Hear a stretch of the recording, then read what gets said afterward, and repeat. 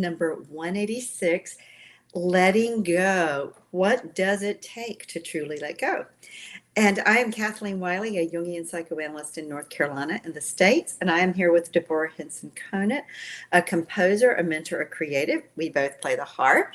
And that's why we call this Jung at Harp.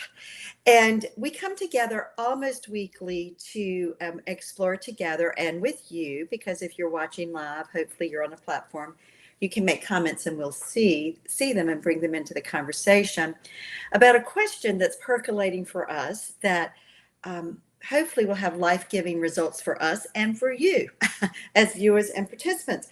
And this morning we're going to talk about letting go. What does it take to truly let go? So DHC, I'm going to defer to you about. Well, thank you. This subject is really interesting to me in part because my coach, my therapist, they're all saying the same thing to me: release, let go, give up. And I keep thinking, no, I have to work harder. So that's part of the mix. But what really brought this on is that the Improv Now challenge is about to begin, and it's a 5-day training challenge. It's really fun for harpists. It's like 15 minutes a day, every day. Sometimes people binge the whole thing in one afternoon, but it's really these short trainings. And I was going back to previous years and looking at what people said about what happened in the first day. And there were these huge breakthroughs. I mean, people were like, I haven't had so much fun playing my harp in years, or you left my harp, or I mean, it was just, they just went on and on and on. And I was thinking, this was one 15-minute training. They hadn't even gone through the whole thing. And I was like, okay, this is not somebody who got better in 15 minutes, who practiced harder. What happened? It was some kind of a breakthrough. And what was that breakthrough about? Now, I know what it's about because I've tried to read music and it's hard. These are people who are coming from reading music, and I'm showing them how to improvise on a chord progression, which is what jazz players do, but anyone can. You can do it in a meditative style. And I chose a sentence. So they don't even have to think. So I chose a sentence: don't get caught anywhere, don't get caught. And then they just play, I'm playing D, don't, G, C, A, D, G, C. They're just playing don't get caught anywhere, don't get caught. And I'm telling them, okay, that's the chord progression. That's the bottom. And you start building up from there. You just can look at the bottom. You can build a triad from that. You can build like, don't get caught anywhere, don't get caught. And you can do it with both hands. Don't get caught. It can be as complex. And then once you're comfortable with it, you can get, you can start adding a melody over it. So, but it all comes back to this: don't get caught anywhere. That's it. And what I realized this morning is that it was a breakthrough in thinking. They, instead of thinking, I have to get the notes right, they were thinking, all I have to think about is don't get caught anywhere, and then build stuff up above it. And when I'm comfortable with that, I can do other stuff. So it was like a game. But I also realized this morning that the big thing was I was also taking something they already know. They already know how to make arpeggios, for example. And they already know how to look at the bottom note of an arpeggio. And then I was giving it a structure in which they could dance and play with it.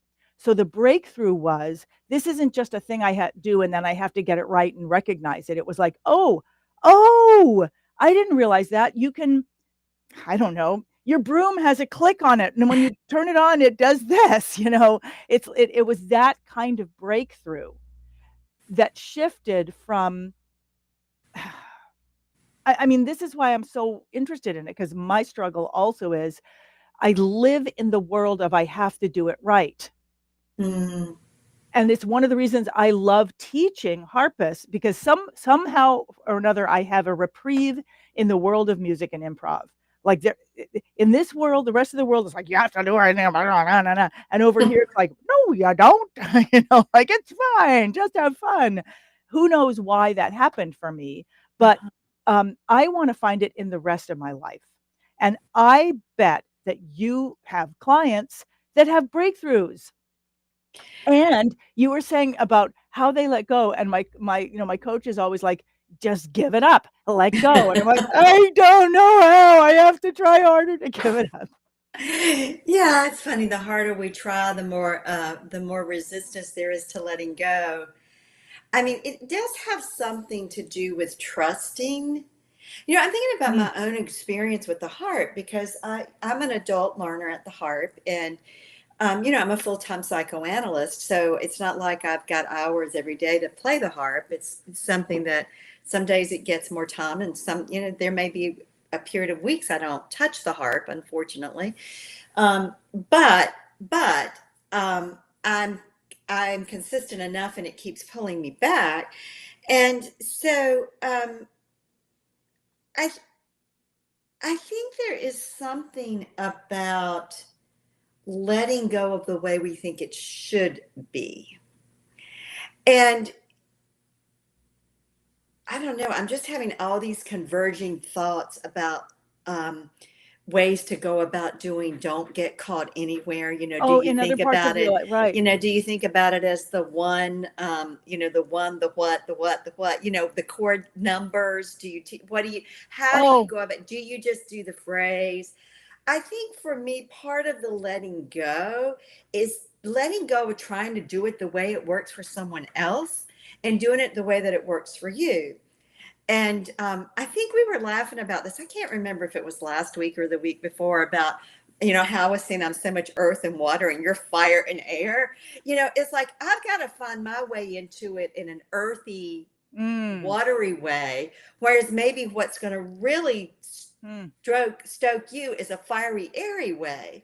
And um, and that may or may not be right. I don't, but I'm No, just playing with that for a minute. sure. Because I think the letting go somehow means we have to feel the foundation of our own being and what is naturally more organic to us. Well, that's the thing that I'm struggling with. I mean, I think the breakthrough seemed to happen in the Improv Now challenge because I was able to say, look, just do this. Just do this thing. Done, done, done, done, done, done, done. Do do that. And they were able to take action, and they were able to hear, oh yeah, that sounds like music, right? Oh, and now it sounds even more like music when I do Mm-hmm. this. But I find that when I'm being told to let go or release, it's like go into yourself and find yourself. And I'm like, I don't know where I am. If I knew it, I would be there. So I kind of want it. It's something about like just freaking show me it. I feel like I think I'm just had a little bit of coffee, but I feel like I'm already at that edge. It's like when I was a kid and my mother would say, "Go clean your room." And I'm like, "I don't know how." And Uh-huh. she'd be like, "You're just being stubborn." And I'm like, "I'm not being stubborn. I don't freaking know how. You know how to clean a room. I don't. I Mm-hmm. don't know what goes with what. I don't know." Well, I'm playing in my mind for a minute with the idea of the earth. So, the earth gives us a tangible way of moving. Like I know this is the coffee cup I want my hot tea in versus my water bottle. There's a form, and having a relationship to the form requires a containment of the fire. And so, I could go down a rabbit hole here, but I'm not going to go Why? down. I love your It, rabbit holes. I'm thinking about for a minute my embodiment circle and the online embodiment circle, and how um, the first 6 months are embodiment practices, and there's one each month we work with a practice. The first month is body awareness, and I give a protocol for doing a body awareness exercise, and that's all you do. And month 2, you then expand and you add a relaxation practice. Then month 3, you add a rhythmic breathing practice. And it's very earthy. Then we get to mind awareness, concentration, the air. Okay, now we're into the airiness. And then will, which is the fire. And so, um, and the water permeates all of it because the energetic movement, water is a metaphor for energy. So part of what often happens for us whether it happens developmentally or it happens because of innate temperament. There are plenty of developmental people who want to argue both sides to that. I think it's probably somewhere a blend of both. There are aspects of both. We have our own way of moving, and sometimes the way that initially develops for us to move doesn't include a development of all four elements. Let's just use the elements for a minute: earth, wind, fire, and air. It doesn't, earth, wind, I gave air twice, earth, air, water, fire. Did I get those right? The four. Anyway, and I feel like I'm going I'm really going on a circuitous route. I think what I'm trying to say is that if we think about earth, air, fire, and water, all is symbolic of energies in our psyche, then in order to move more completely and wholly as a whole in all areas of our life, we need all four of those energies. And sometimes because of innate factors or because of developmental factors or the interplay of both, all four of those don't come online into consciousness. I'm laughing because I'm like, Kathleen, this is way too complicated for me. And I'm like, I'm realizing what people often say when they're having fun, is they're like, I didn't have to think. And I'm realizing that, as you were talking, all kinds of stuff was going through my head. Part of it was like, what? Like, give me something to do with my hands. Give me something to do. Like, I like to do something with my hands that's fun. I want it to be fun. And this sounds like work. Like, get in there. I'm sorry. Get in there and be grounded and be this. And it's not me. And I feel bad about it because, like, I don't know. I just feel like a kid in one of those stories, like the kid that doesn't know who they belong to, or the kid that can't figure out. I don't know. Okay, but I'm going to laugh at myself for a minute. So what's coming out is my own Virgo nature with 3 planets in Virgo, and the Virgos are the worker bees of the zodiac. Um, so, Oh, I like bees. yeah, They do stuff. They're just like doing stuff all the time. Okay. yeah, but I mean, I think again, this is part of what we all have to do is we have to find our way of energetically getting in and moving in the direction that we want to get. My way is probably much more earth-based and grounded. Your way is much more fiery and airy. And they're both valid. There's nothing, and we ultimately need all of it. We ultimately need all again, if we're playing with it in terms of the elements, we need all of it. And yeah. Okay. Well, let's go back. I mean, it's interesting because as you're talking and as I'm having my reaction to what you're talking about, and I'm thinking, I want something to do with my hands. I'm thinking, okay, so, and the goal here in this conversation for me is to understand about release. And I know that one of my coaches would say, that's your problem, Deborah. You're always trying to understand, so I get it. It's like someone, like an addict trying to fix the disease from inside the disease. The disease is trying to fix the disease. And so I get it. And at the same time, I still feel like that little kid who's like, look, I get it that everybody else knows how to do this thing. I get it. I get it that it's obvious to you, whatever it is. But can someone break it down for me? Just tell me, like, what does a shoe go with a sock? Or does a shoe go with another shoe? Or do the socks go with the underpants? Like, and what? Like, I don't know these things. Yeah, and see, I can make an argument that the sock goes with all of those. Well, they It do. depends on Well, what you want. and that is exactly why we have these conversations. That's the problem. For me, the sock does go with everything. Yeah. It's a puppet and it goes with the shoe. And so, but I don't think that's a problem. it's a problem if I'm trying. Okay. So if someone's being like, it's fine, however you clean your room is fine, I can't do that anymore. It's not fine, because then my room ends up like I don't know where things are, but I don't know where they're supposed to go. Blah blah blah. The point is, I want someone to. I saw what happened when I went and looked at these comments after the first day of Mhm. improv now, and I saw people, the breakthroughs that people were having and what they were saying. I was like, I want that. I you, Up until that moment, people were like, I don't know how to improvise, and I'm confused, and it seems hard, and I don't know what to improvise on. And 15 minutes later, they're like, oh, this is really fun, Mhm. and it sounds great. And that, to me, that is breakthrough. They didn't get better. They didn't get better. They they transformed their relationship to the instrument and to music.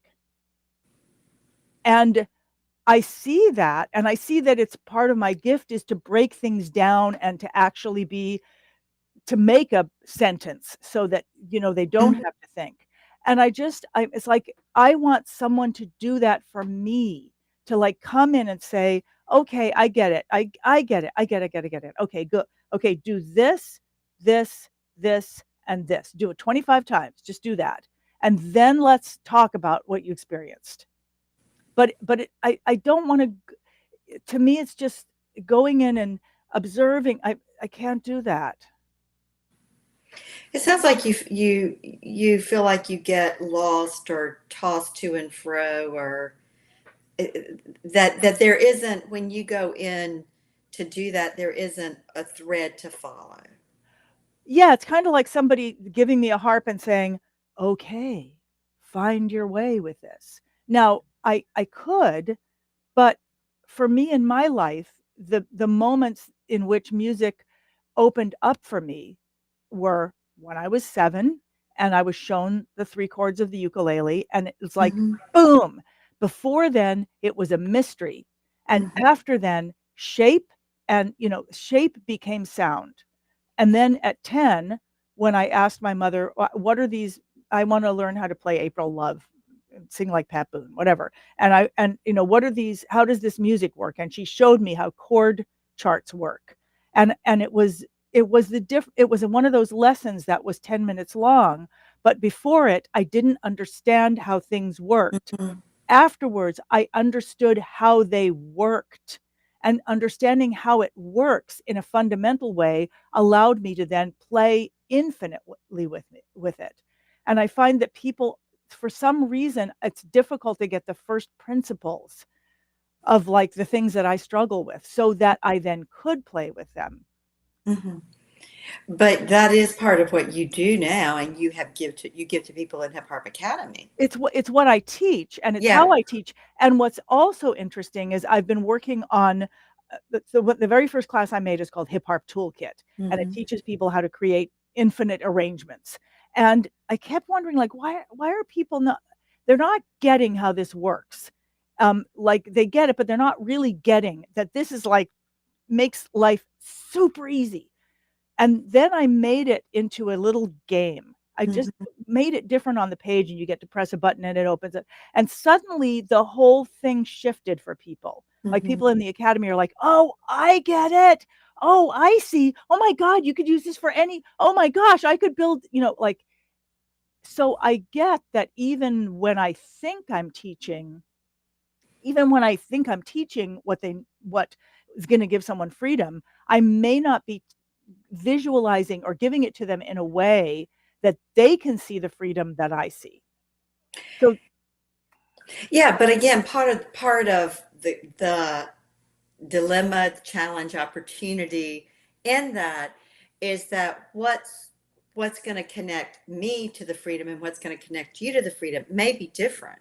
What's going to connect this one person, who's a Virgo with 3 planets in Virgo, and this person who is an Aquarian with 3 other air signs is going to be different.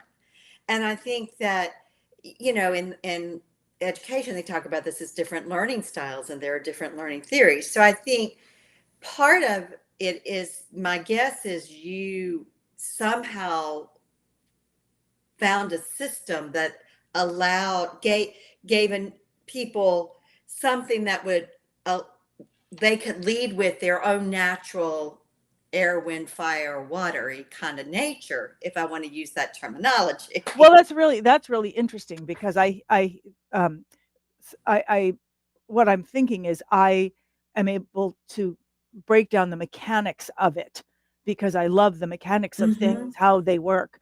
And I'm thinking that when you started talking about air, wind, earth, and fire, I saw the end of this spectrum. The beginning is, first principles of foundations, and then there's functionality, and then Mm-hmm. there's fluency, and then there's freedom. And, Mm-hmm. and then there's really self-expression. Mm-hmm. And I think that when you're talking about the fire and bringing in your own, it can come at any point, but that it really is part of that self-expression and that freedom.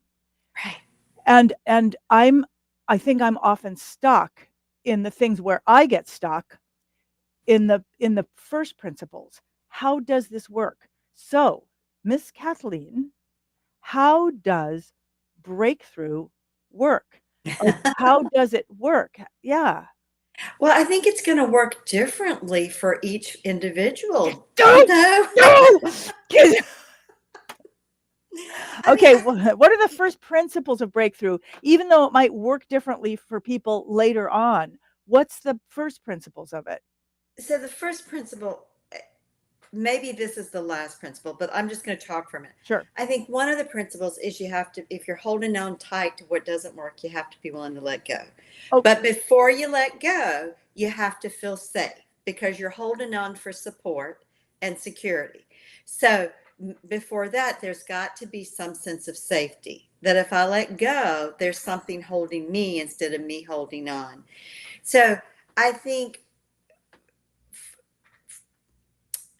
for me, I have breakthroughs when I let go of thinking I have to figure it out and know exactly what's going to happen.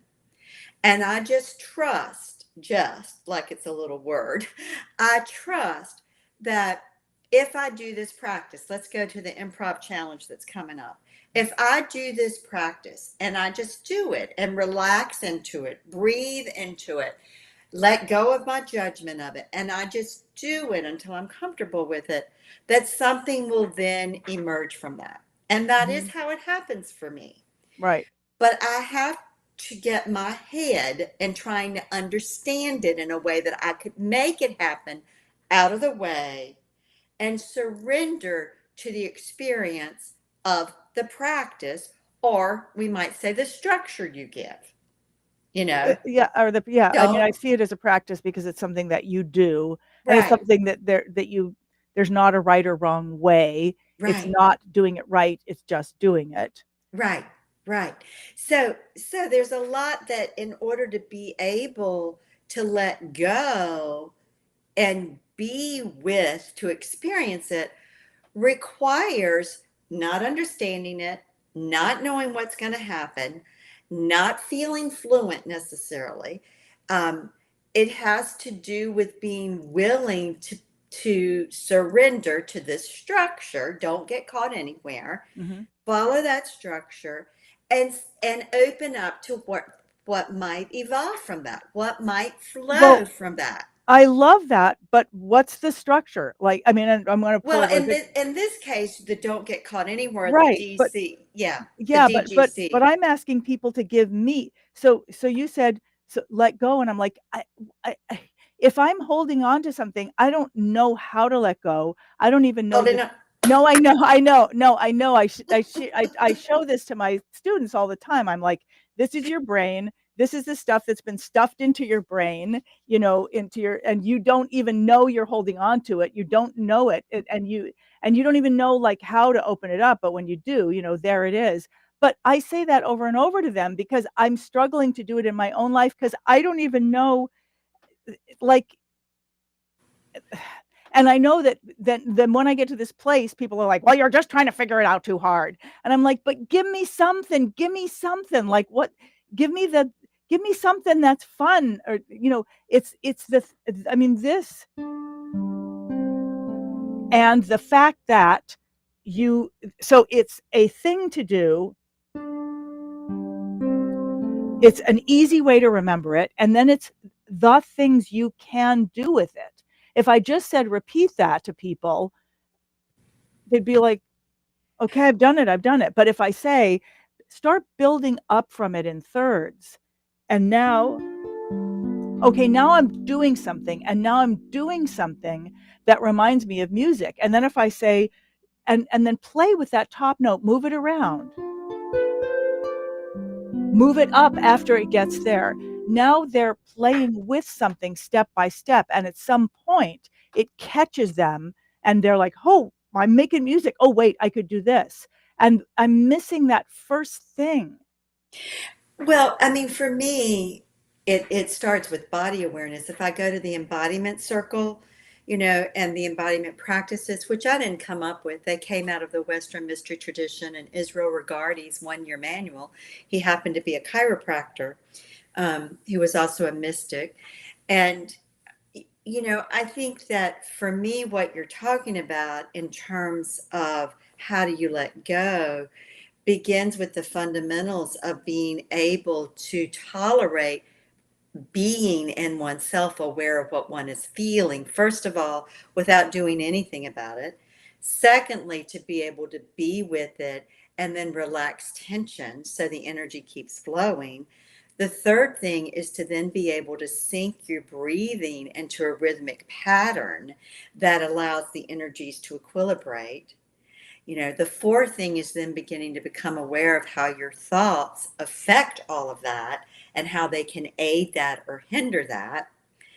The fifth practice is to begin to use your concentration and a mantra to center in the direction you want to go. And the sixth practice is exercising then will, which is a conscious, available, disposable energy.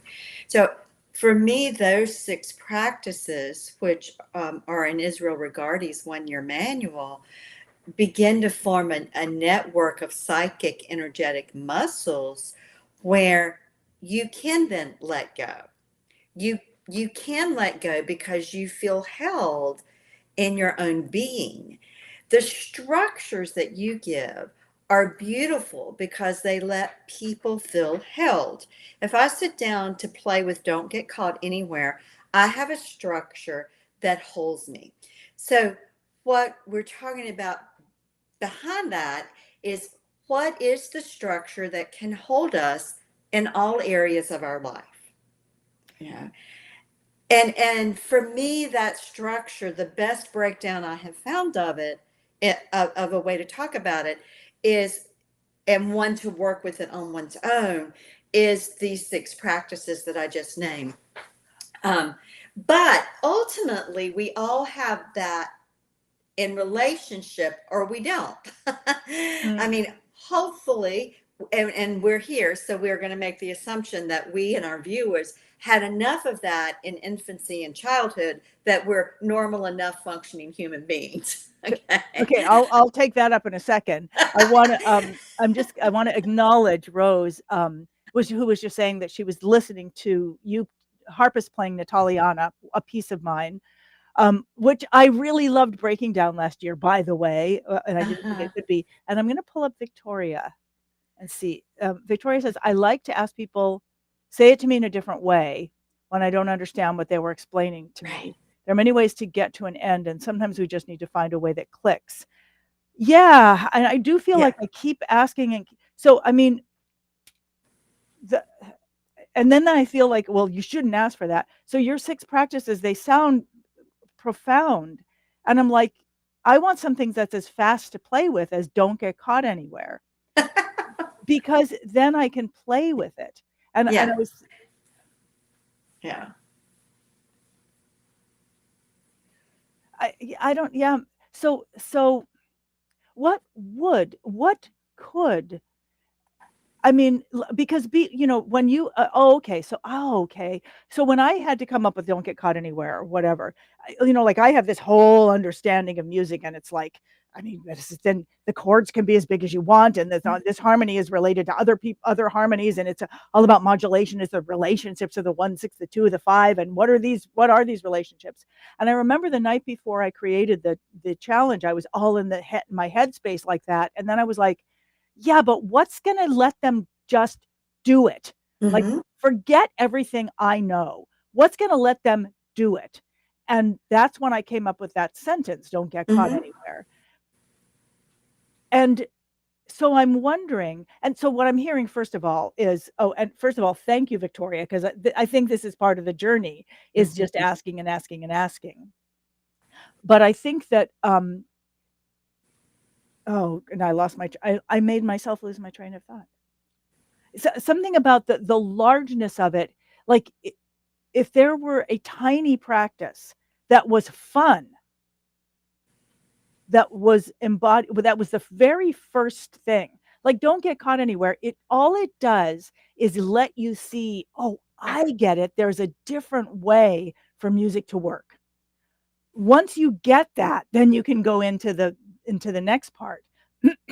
But what is it that we're talking about breakthrough, and we're talking about engaging in our own breakthrough, and I'm hearing you say it happens through practices, and it happens through trust, and it happens through being able to release because there is trust, and there is Mm-hmm. a trainer that holds you. So what could be, if you could imagine a tiny simple structure that's fun? You mean in order to do those 6 practices? Well, that's the thing. I had to let go of everybody doing all of music, and I had to think, and it was the hardest thing, was like, but what is the way in that ignores the hugeness of this and just gives them a thing to play with that is actually fun to play with, where they get immediate gratification, and then it gets them ready for the largeness of it. But I would suggest that's going to be different based on somebody's innate typology. I mean, if someone's more fire, it's going to have to be a fiery way. If someone's more earth, I mean, I think this is where, and in education theory, they're going to talk about it as learning styles. But I want to say something, Deborah, because I don't know that you always acknowledge this about yourself. You start from the place of fire, but then you went to the place of earth. Don't Get Caught Anywhere is very earthy. It's very Okay. concrete. It's very specific. It Mhm. narrows it down. It's a form. It's a specific form. So you went from your fiery nature of Mhm. what could be done to okay, I'm breaking it down into this one earth form. It's not the Right, only form, right. but it's this form to affect this fiery experience. Right. And Right. so I wonder sometimes if you maybe have more earth and are more comfortable there than you sometimes give yourself credit for. And Mhm. if maybe you actually there isn't a ground of your own being that you do know more about how to clean up the bedroom than you give yourself credit. If we go back to that example, It's still not fun. well, I think that's probably, I don't know, but it may just be that's just it's kind of not your go-to. It's just not. Um, And actually it did get more fun when I got these boxes and I labeled them underwear, socks. okay. So then it's more fun because then I have a confidence that, a sock. I know where that goes. It goes here because it says sock. And see, there's your creative fire informing you about a concrete earthbound system that will pull you towards the outcome you want. And that's profound. I'm going to have to go back and watch the video. What I just said is so profound. I don't quite know how, because I think this is the key for all of us, is how do we find the system that combines all those elements that's just right for us. And so I can remember doing one of the challenges with you, I don't know, a couple of years ago, and I had a breakthrough within the second day, and it was totally unrelated. It wasn't unrelated. Right. It was unrelated to what you showed, but it came about as a result of my engaging with what you showed. Exactly. It would appear to be unrelated, but yeah, exactly. Yeah. Right. And I recognized that my breakthrough was because I was attempting to do it the way you showed. But what mattered in that moment, I was able to be more watery and go with the fire, that this is what spoke to me and moved me. And I think so often we get caught that I'm supposed to be doing it the way she's doing it. And if I have a different experience, then I'm doing it wrong. Right. Whereas maybe it's like, okay, I'm offering this, and in playing with it, see where you go, see what emerges for you. Yeah, I really loved how you said, I was attempting to do it the way you said, just to do it, just to try it. Yeah. Oh, and not just once, but, several times. Yeah. Yeah. Let me pull up, Victoria saying, have you thought about why you can't let go? Yes, constantly. and spending a lot of money on therapists and coaches. Maybe understanding the why can help let go, and even give a chance to understand what, I'm sure that's also part of it as well. And, sometimes I think it's a spectrum thing. I don't know, just that, one's brain works a certain way. And I mean, so that I don't, anyway, whatever. I think for me, as we're talking about this, there's something about understanding the mechanism of something. Like, I remember last night we were making, my team was making a way for people to be able to comment more easily during the challenge, because it's always kind of hard for them. And Jay, one of my assistants, was creating something, and we'd been working on it for days. And finally I saw it, and we had all the links in. Sorry. This is interesting, huh? How I can't talk now. And we were looking at it, and I was like, oh, Jay, this is beautiful. This is beautiful. Like, I saw the mechanism and how it worked. And I was like, oh, this is great. So they can click from here. They can see what they're doing, and they can see the whole thing. This is beautiful. My experience of it was, this is beautiful. Seeing the mechanism is beautiful. Let's see what you teach people patterns. Maybe we need to. Yes, of course. Yes. I mean, all of that. And I do believe that this is one of those things where someone outside, it feels like the kind of thing you would do for a child. It feels like the kindness that you would give to a child when they don't understand how to do something. That instead of saying, well, just go try it, that you would. And it's something that I really love about when people in the academy will ask questions that seem so obvious. And everybody else is probably thinking, oh, I know the answer to that. But I love just looking at that question again and thinking, well, this person doesn't have a way into this. What more can we look at? How else can we look at this? Or how else can we? And it just, I think I have, sort of pain from childhood that, tell me how, just tell me how. Don't make me try to figure it out. I can figure a lot of things out, but why do I have to figure that thing out that just doesn't come naturally to me at all? Yeah. Yeah. And, I'm thinking about understanding our own patterns. And, Jungian analysis is all about helping you understand your own patterns, because, we can have a generic manual for psyche, but then each individual psyche gets fleshed out in a different way. And so Victoria's absolutely right. We need to understand our own patterns. And And sometimes we don't always understand them, but we need to see and recognize them and then be able to connect to that energy within the pattern if the pattern needs to change.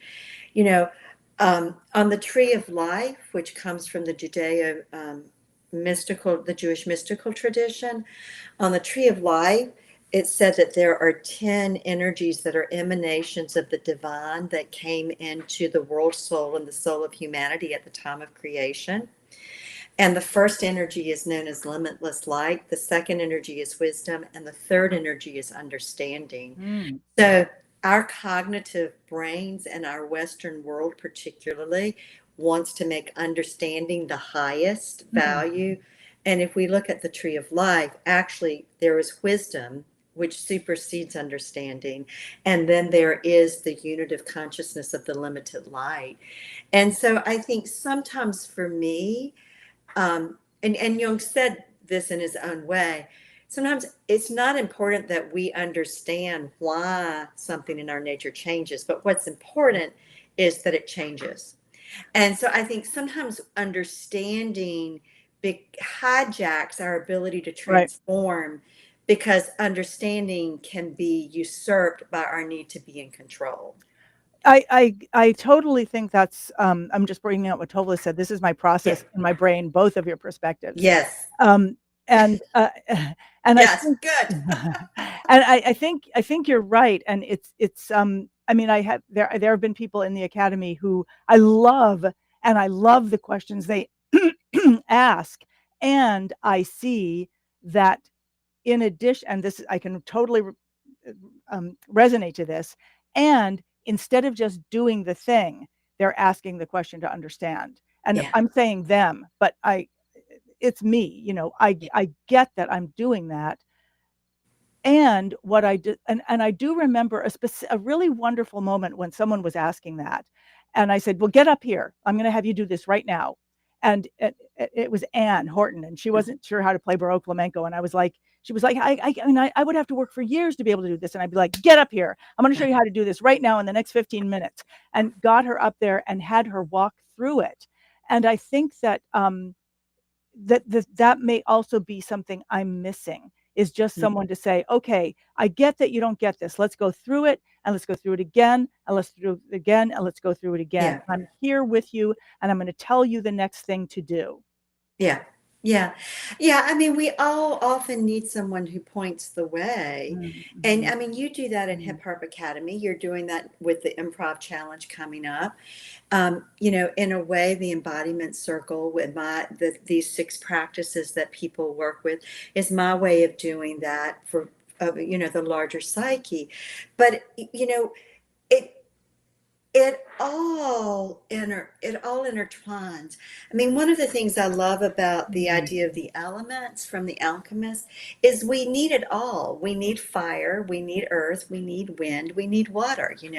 We need our emotional nature that's like water. We need our earth, that's that embodied sensation, the concrete, this is the structure.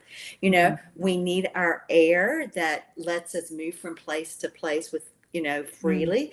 And we also need the fire of inspiration. We need all of those things. And, and there's something that happens when they're all 4 involved simultaneously in our moment, in our felt, I call it felt experience, you know. And I think that's what, when you have a breakthrough, I have a breakthrough, people in Hip Hop Academy have a breakthrough. I would dare to venture, this would be my working hypothesis, that the breakthrough happens at the moment all 4 of those elements, symbolically, psychologically, are working together. And that somehow the outer world variables, whether it's the pattern you've given, it is, the exercise, the structure, it all comes together. Well, I've just had a revelation. As I mean, what the revelation that I had as I was listening to you is, it is being walked through it Mm-hmm. and not having to think and not having to remember. But there's something, it's almost like how beautiful call and response is. Hmm. People can sing and call and response, or they can be um, improvisatory. And it's partly because of this call and response. And I'm thinking that um, as a child, the child that I still am, I want to be walked through something until I get to the point of that I say, no, no, no, no, no, I want to do it myself. Uh-huh, uh-huh. But that walking through, and it's so interesting because as a teacher, I'm tempted to say, okay, this is how it works. Okay, go do it. And I just got that one of the reasons that people get so much out of snippets is when we do a little tiny thing and we go over it and over and over, is that I keep talking over it, and and we do it so many more times than they would have done on their own. And I'm realizing this is what I need also. And I Mhm. don't know if I'll have to make this for myself or whatever, but that if my coach gives me something to do, I literally have to make myself a talk through and or ask them, walk me through this. I'm telling you 100 times, Yeah. and let it be okay that I'm asking you to do it 100 times. Yeah, I mean, what comes to my mind is it's the equivalent of going to the gym and having a trainer who takes you through the exercises with the form over and over and over again. And, we do have to build those psychic muscles. I mean, we that's just part of life, you know. Well, thank you. I mean, this is my breakthrough of the day, is that all that you talked about is there, the light and all Hmm. those beautiful things is there. And this being walked through and being willing to walk someone through, there's that there these two things somehow, because somehow I feel like, well, that brings my body with me. Yeah. Somehow. Yes. See, what you just did, that's the importance of body awareness. You felt the difference. It was tangible, even though it may not be muscular. You felt, and that's what we each have to find for ourselves. It's what Hmm. is that? And that's going to be different for all of us. And there are those of us who have, started out very young in life, and I put myself in this category. Understanding it was everything, and understanding in the sense of thinking. Well, I finally realized there is an understanding that flows from not thinking, and that's the wisdom. Um, but I grew up and that I had to think it through. But there is a greater cognitive ability than thinking. I know I'm being radical now, but anyway. I'd say that is something we get to talk about next time. Thank you so much, Kathleen. Thank you so much for sticking with me through this, and thank you everybody who took part in this. Victoria and Tovala and Rose. It's so wonderful always to see you, and everyone who comments afterwards. The Yeah. comments that we get. Kathleen, thank you just for being willing to talk about the thing that I most wanted to talk about today. Um, And I look forward. Will we be meeting again next week? I, you know what? I'm going to have to double check something, but I will let you Okay. know. Yeah. All right. We may be here and we may not be here. Yeah. Okay. So But we thank will be you. back. Indeed. And when we're not here, it's a great opportunity to go back and watch some of the earlier episodes. Yeah. Thank you. And I wish I had some clever thing to say right at the end. And so I just say thank you, Kathleen, for friendship Uh, and for conversation through the years and how yeah. rich and more rich it becomes.